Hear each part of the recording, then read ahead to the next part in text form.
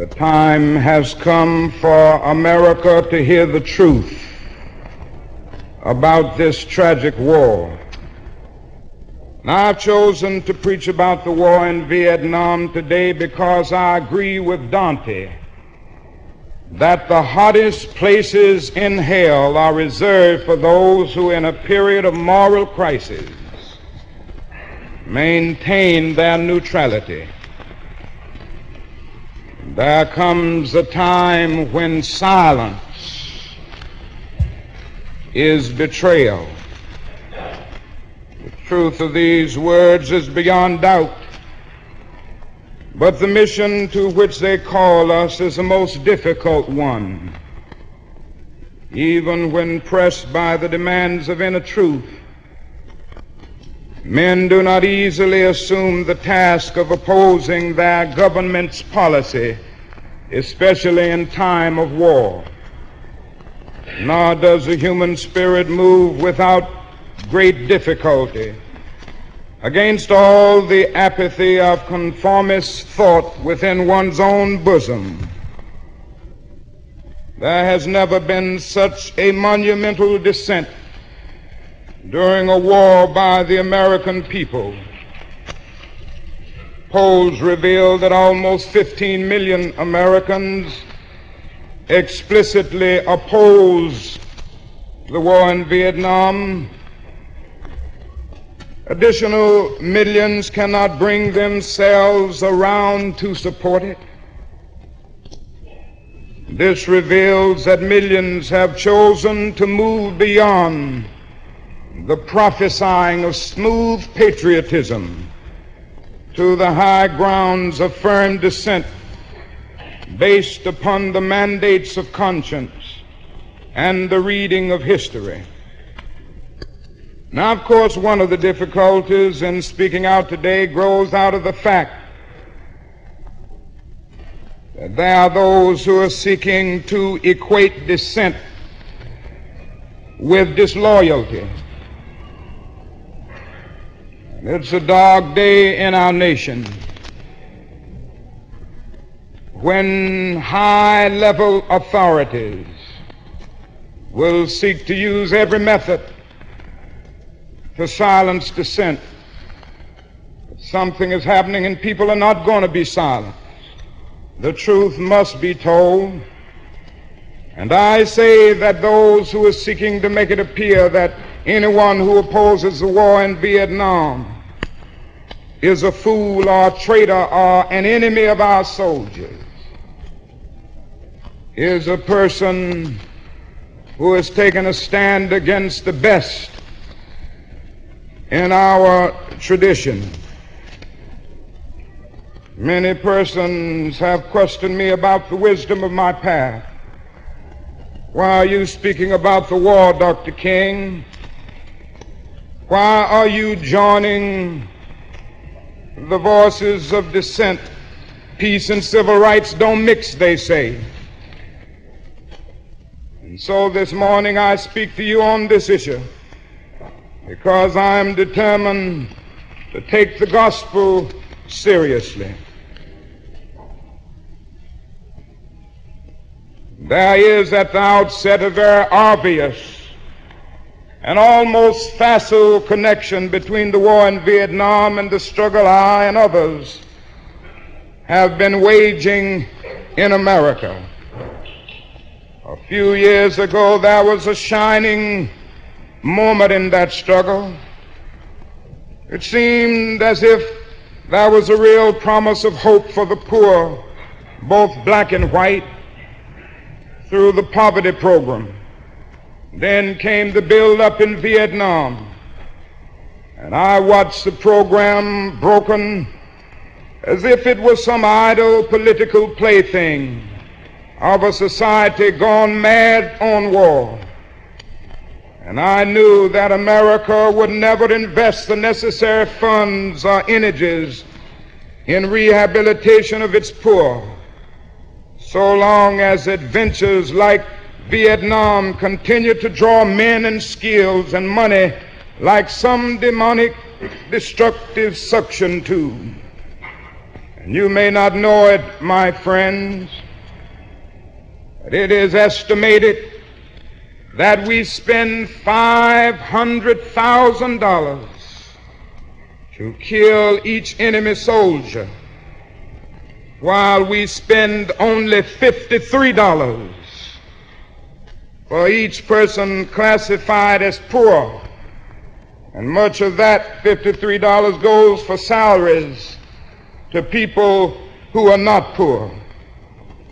So I was increasingly compelled to see the war as an enemy of the poor and attack it as such. Perhaps the more tragic recognition of reality took place when it became clear to me that the war was doing far more than devastating the hopes of the poor at home. It was sending their sons and their brothers and their husbands to fight and die in extraordinarily high proportions relative to the rest of the population. We were taking the black young men who had been crippled by society and sending them 8,000 miles away to guarantee liberties in Southeast Asia, which they had not found in Southwest Georgia and East Holland. So we have been repeatedly faced with the cruel irony of watching Negro and white boys on TV screens as they kill and die together for a nation that has been unable to seat them together in the same schoolroom. So we watch them in brutal solidarity, burning the huts of a poor village. But we realize that they would hardly live on the same block in Chicago or Atlanta. As I have walked among the desperate, rejected, and angry young men, I have told them that Molotov cocktails and rifles would not solve their problems. But they ask, and rightly so, what about Vietnam? They ask if our own nation wasn't using massive doses of violence to solve its problems. And I knew that I could never again raise my voice against the violence of the oppressed in the ghettos without having first spoken clearly to the greatest purveyor of violence in the world today, my own government. America and most of its newspapers applauded me in Montgomery, and I stood before thousands of Negroes getting ready to riot when my home was bombed, and said, "We can't do it this way." They applauded us in the sit-in movement, and we nonviolently decided to sit in at lunch counters. They applauded us on the freedom rides when we accepted blows without retaliation. Oh, the press was so noble in its applause and so noble in its praise when I was saying, "Be nonviolent toward Bull Connor." There's something strangely inconsistent about a nation and a press that will praise you when you say, "Be nonviolent toward Jim Clark," but will curse and damn you when you say, "Be nonviolent toward little brown Vietnamese children." There's something wrong with that press.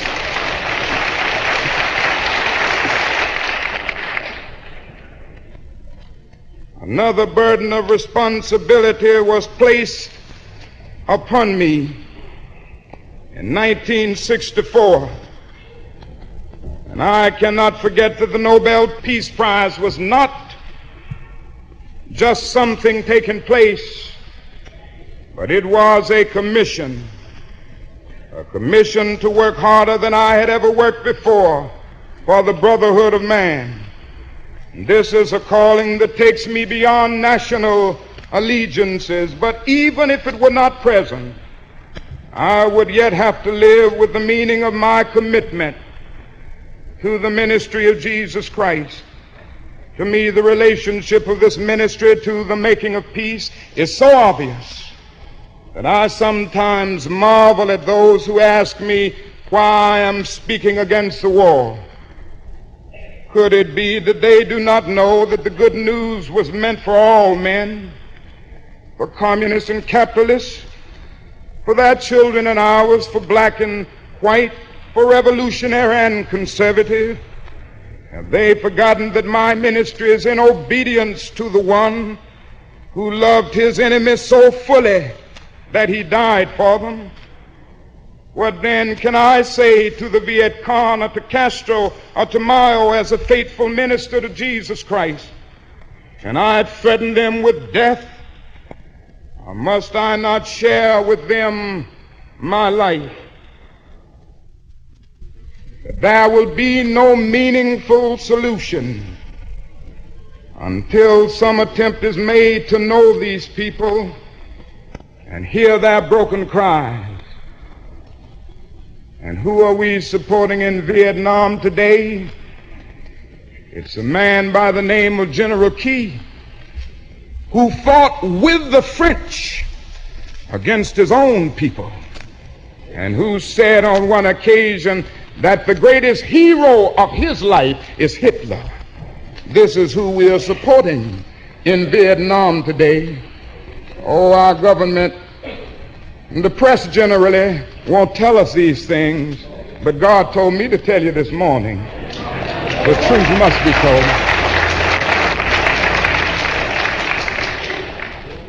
And all the while the people read our leaflets and received regular promises of peace and democracy and land reform. Now they languish under our bombs and consider us, not their fellow Vietnamese, the real enemy. They see the children degraded by our soldiers as they beg for food. We have destroyed their two most cherished institutions, the family and the village. We have destroyed their land and their crops. This is the role our nation has taken, the role of those who make peaceful revolutions impossible by refusing to give up the privileges and the pleasures that comes from the immense profits of overseas investment. I'm convinced that if we are to get on the right side of the world revolution, we as a nation must undergo a radical revolution of values.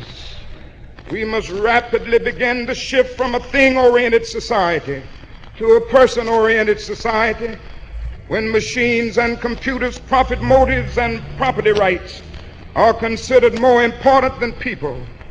The giant triplets of racism, militarism, and economic exploitation are incapable of being conquered. A true revolution of values will soon cause us to question the fairness and justice of many of our present policies. True compassion is more than flinging a coin to a beggar. A true revolution of values will soon look uneasily on the glaring contrast of poverty and wealth with righteous indignation. It will look across the seas and see individual capitalists of the West investing huge sums of money in Asia, Africa, and South America, only to take the profits out with no concern for the social betterment of the countries, and say this is not just. It will look at our alliance with the landed gentry of Latin America and say this is not just. The Western arrogance of feeling that it has everything to teach others and nothing to learn from them is not just. A true revolution of values will lay hands on the world order and say of war, this way of settling differences is not just. This business of burning human beings with napalm, of filling our nation's homes and with orphans and widows, of injecting poisonous drugs of hate into the veins of peoples normally humane, of sending men home from dark and bloody battlefields, physically handicapped and psychologically deranged, cannot be reconciled with wisdom justice, and love. A nation that continues year after year to spend more money on military defense than on programs of social uplift is approaching spiritual death. And it is a sad fact that because of comfort, complacency, a morbid fear of communism, our proneness to adjust to injustice, the Western nations that initiated so much of the revolutionary spirit of the modern world have now become the arch anti-revolutionaries. And our only hope today lies in our ability to recapture the revolutionary spirit and go out into a sometimes hostile world, declaring eternal hostility to poverty, racism, and militarism.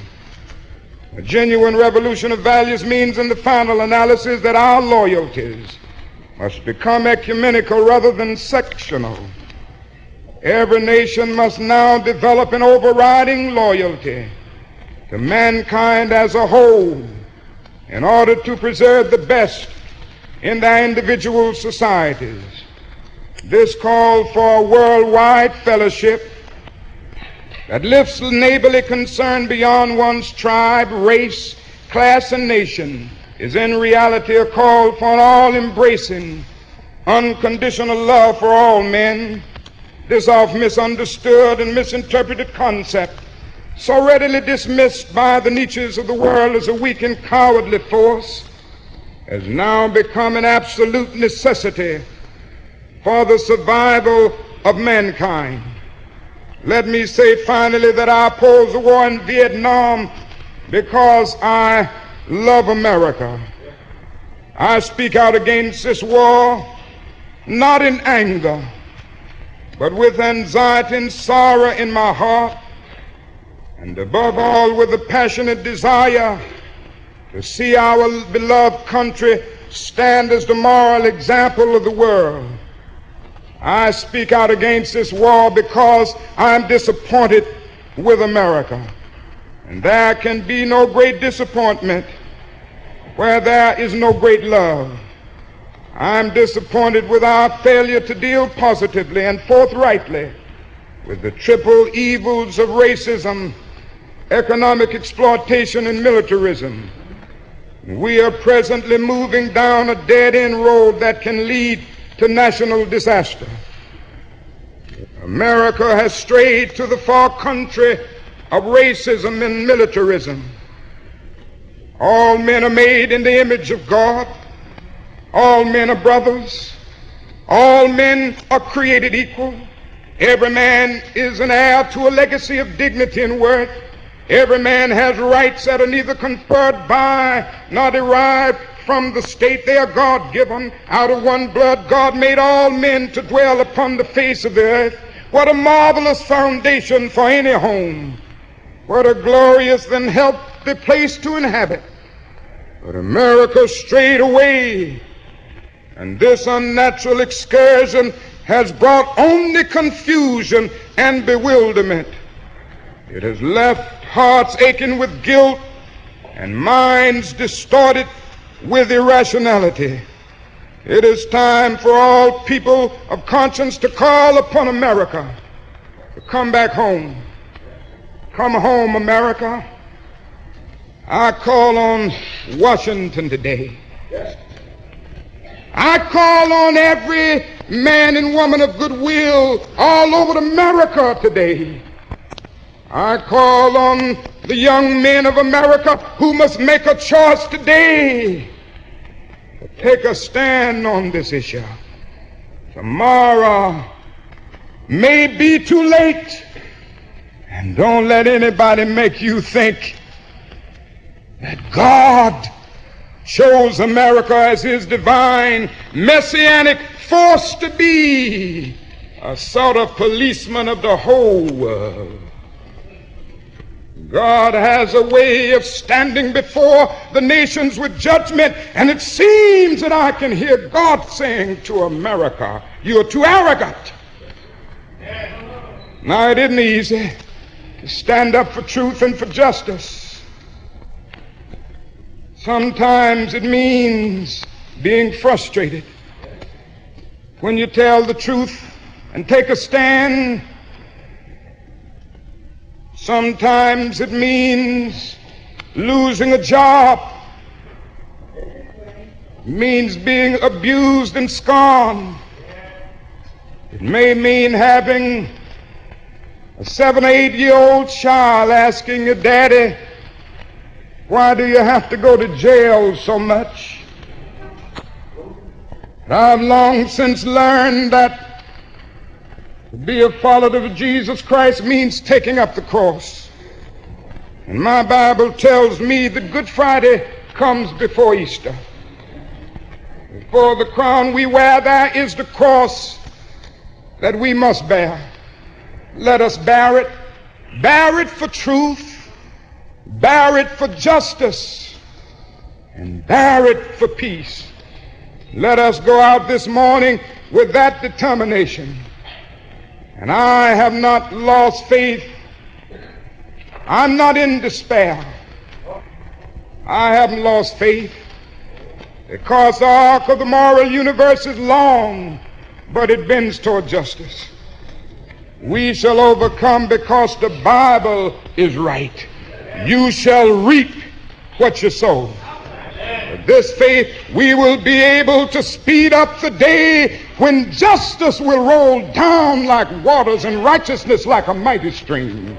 With this faith, we will be able to speed up the day when the lion and the lamb will lie down together, and every man will sit under his own vine and fig tree, and none shall be afraid, because the words of the Lord have spoken it.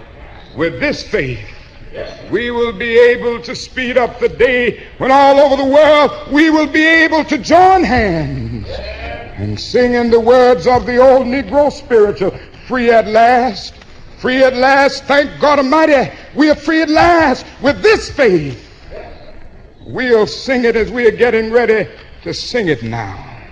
Men will beat their swords into plowshares and their spears into pruning hooks, and nations will not rise up against nations, neither shall they study war anymore. And I don't know about you, I ain't gonna study war no more.